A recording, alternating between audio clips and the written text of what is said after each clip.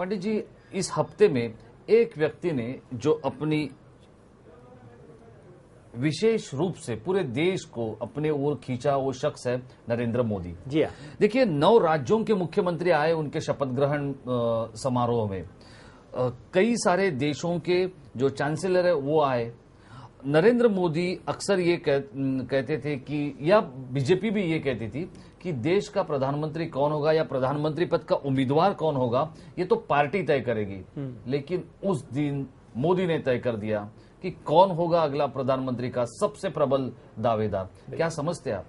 देखिए, जब हम नरेंद्र दामोदर मोदी की बात करते हैं तो उनकी कुंडली का अध्ययन करते हैं तो 17/9/1950 रविवार को एक ऐसे व्यक्ति का जन्म हुआ जहां पे सपने में भी नहीं था कि ये देश के पंत प्रधान का उम्मीदवार बनेगा और 4 बार गुजरात का चीफ मिनिस्टर बनेगा।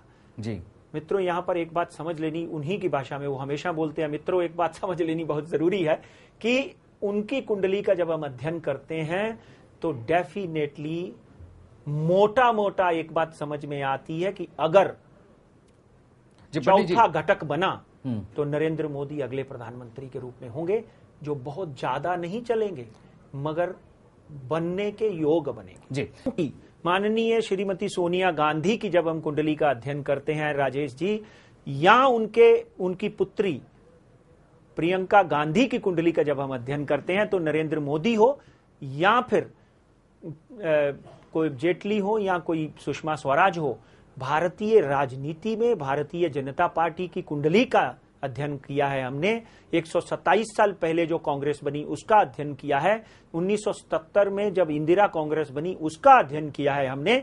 इन सबका विश्लेषण करने के बाद एक बात तय है कि अगर भारतीय जनता पार्टी सत्ता में आती है तो नरेंद्र मोदी इस देश के प्रधानमंत्री के रूप में विजयी होते हुए दिखाई देते हैं। मगर 18 महीने से 24 महीने, ज्यादा से ज्यादा 3 साल तक वो सरकार चलेगी। उसके बाद गांधी फैमिली का एक और नेता, एक और सदस्य जिसको प्रियंका गांधी कहते हैं, वो सामने आकर इस देश का संचालन करेंगी और वो संचालन जो है वो बहुत लंबा चलेगा। उसमें मिसेस सोनिया गांधी का आशीर्वाद डेफिनेटली होगा, क्योंकि कुछ सेहत के नुस्खों मसलों को लेकर कुछ समस्याएं जो हैं उनके जीवन में आने वाली है। जी।